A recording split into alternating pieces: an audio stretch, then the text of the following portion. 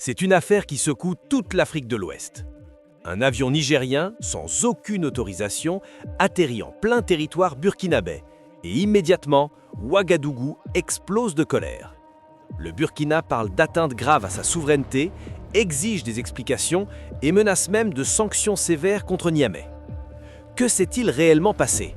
Accident diplomatique, provocation assumée ou opération discrète qui a mal tourné?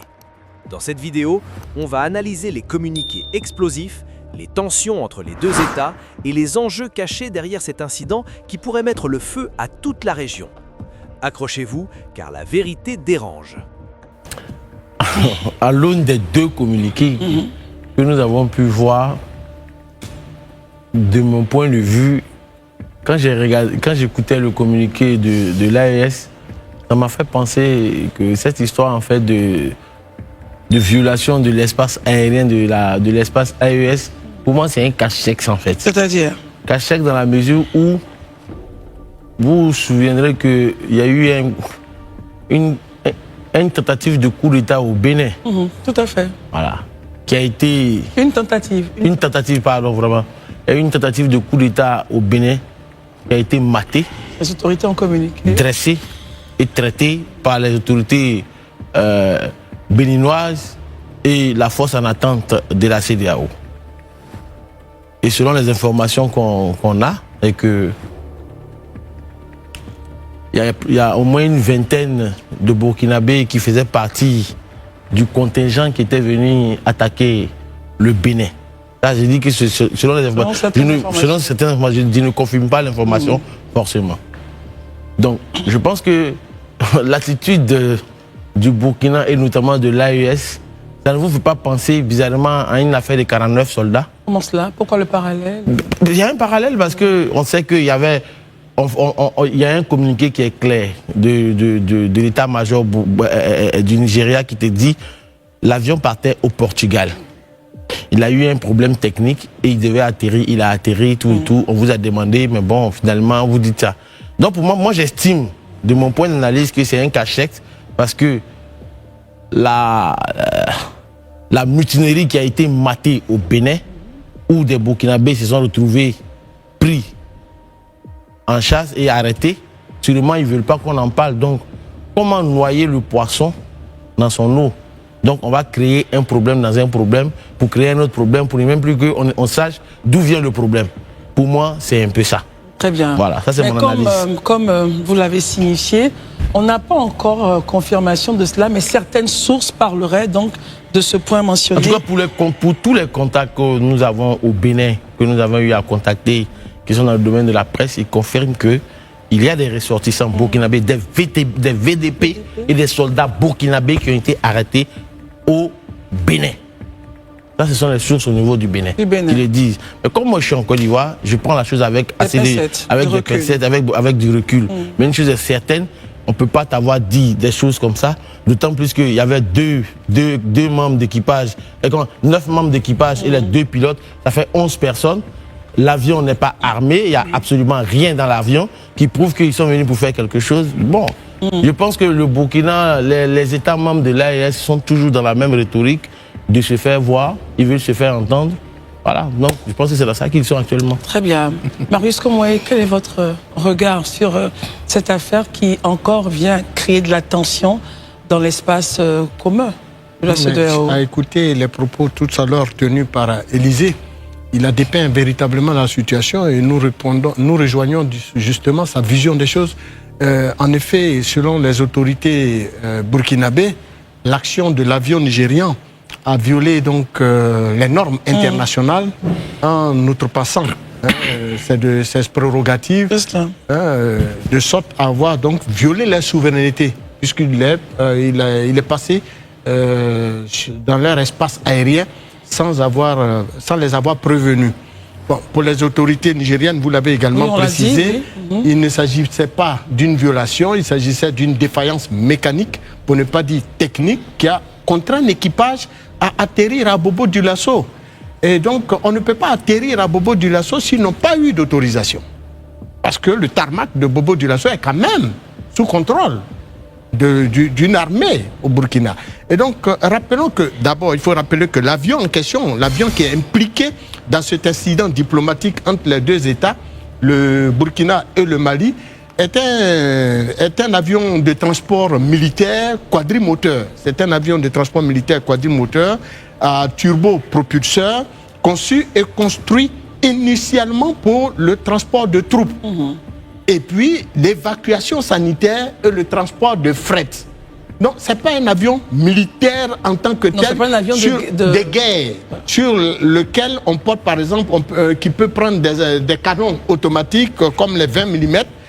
C'est un avion militaire, mais ce n'est pas un avion de combat. C'est un militaire, oui, c'est un avion militaire, mais pas un avion de combat. Exactement, c'est un avion de transport de troupes et de transport de prêtres. N'empêche que sur cet avion, on ne peut monter par exemple des missiles, on ne peut monter des roquettes. Donc ça ne transportait aucune arme. Alors sur cette base-là, bon, je pense que pour nous, il faut toujours en appeler. Et comme nous l'avons souhaité, au sens de responsabilité et surtout de compréhension de la diplomatie burkinabé, sinon de la diplomatie même en général des États de l'AES. Parce qu'au-delà du Burkina, c'est tous les 3 États de l'AES qui ont réagi ensemble par un communiqué. Il faut qu'ils comprennent qu'ils ne peuvent pas vivre en autarcie et qu'à un moment donné, il faut rejoindre la zone CEDEAO.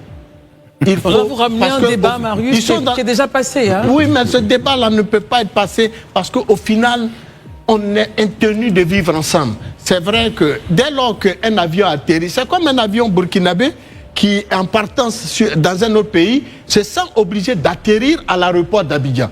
Mais pour atterrir à l'aéroport d'Abidjan, il faut avoir d'abord une autorisation. Il ne peut pas venir en catimini ou bien par la force atterrir sur le tarmac de l'aéroport Félix Houphouët-Boigny s'ils n'ont pas eu l'autorisation d'Abidjan. Donc je ne crois pas que cette attitude-là devrait être acceptée et devrait primer dans les rapports des deux États. Il faut aujourd'hui mettre bas la terre, comme nous l'avons toujours souhaité, et créons les conditions au niveau de nos États de sorte à ce que la diplomatie prime, les échanges, la discussion change. Sinon, on connaît vraiment la force militaire du Nigeria. Très bien. Et on connaît aussi celle du Burkina. Ne provoquons pas le lion qui dort. Celle de l'AES, parce que on sait bien... l'AES Burkina, c'est de Burkina. Attention, c'est l'AES qui a réagi. Oui, mais même l'AES, même tous les 3 États de l'AES ensemble contre cette force sous-régionale que représente, régionale que représente le Nigeria, il ne faut pas jouer. Très bien. Je pense que la voie de recours pour résoudre, je dis, cette crise qui, à mon sens, n'aurait même pas dû avoir lieu, c'est bien évidemment la diplomatie. Parce que, je dis, un engagement militaire, on ne peut pas mesurer les conséquences. Et puis, pour moi, ce n'est pas du tout utile. Voilà, on peut toujours se parler et puis résoudre les problèmes. On a des preuves, notamment entre le Burkina et la Côte d'Ivoire. Les tensions sont vives, certes, mais la voie de la diplomatie a permis d'arriver à quelques solutions qui soient les plus apaisées, comme par exemple des libérations de forces de l'ordre ivoiriennes arrêtées au Burkina et vice-versa. Donc je pense que la diplomatie est la voie à employer dans ce contexte-là.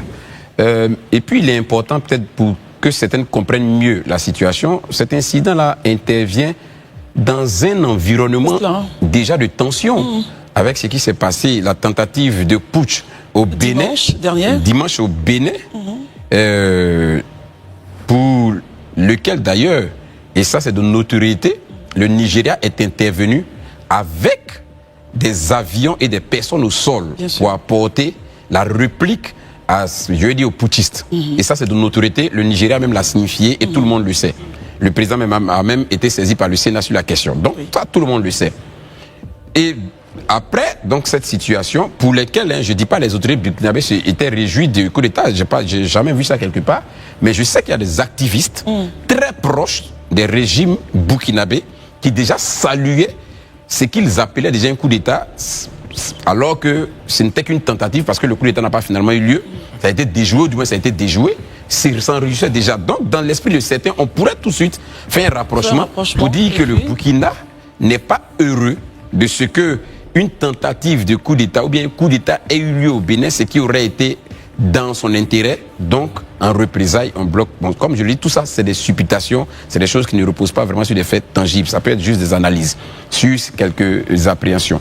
Mais pour revenir à ce que vous disiez, je pense que peu importe la situation, peu importe la conséquence, il faut être devant des faits accomplis. Aujourd'hui, c'est qu'au Bénin, le coup d'État, il a échoué. Ça, c'est un fait. On peut pas le reprendre encore. Le Nigeria a son aéronef au Burkina. Il en a besoin parce que ça lui permet aussi de faire ses ravitaillements. Le Burkina Faso est en tension avec les pays de la CEDEAO, notamment, je vais dire, les leaders, la Côte d'Ivoire et le Nigeria.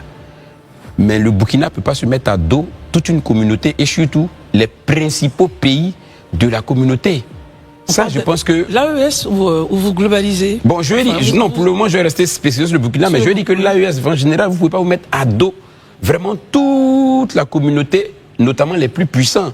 À un moment donné, vous voyez, j'ai caricaturé, ça ressemble à ce jeune-là, un jeune, qui lui voit devant lui quelqu'un qui est plus baraqué que lui, il sait que la personne peut le battre, et tout le monde essaie de le séparer, puis dit non, laissez-moi, je vais lui faire une correction. Alors qu'il sait, et ceux qui ne le savent pas même savent que s'ils ont ouvert, il va avoir des problèmes. Et c'est justement dans ce schéma-là qu'on est, c'est pas utile. Moi, je ne le dis même pas pour les dirigeants, parce que les dirigeants, pour moi, c'est les gens qui vont passer. Mais pour les populations, il faut qu'on pense aux populations. S'il y a une tension, si ça dégénère aujourd'hui, les premières victimes, ce n'est même pas les dirigeants, mais c'est les populations.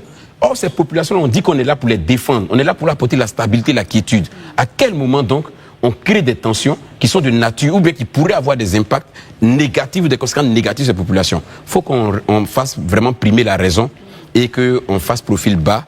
Je lui ai dit, on laisse la raison, voilà, on laisse la raison prospérer et puis on puisse résoudre ce problème-là vraiment par la voie diplomatique. Alors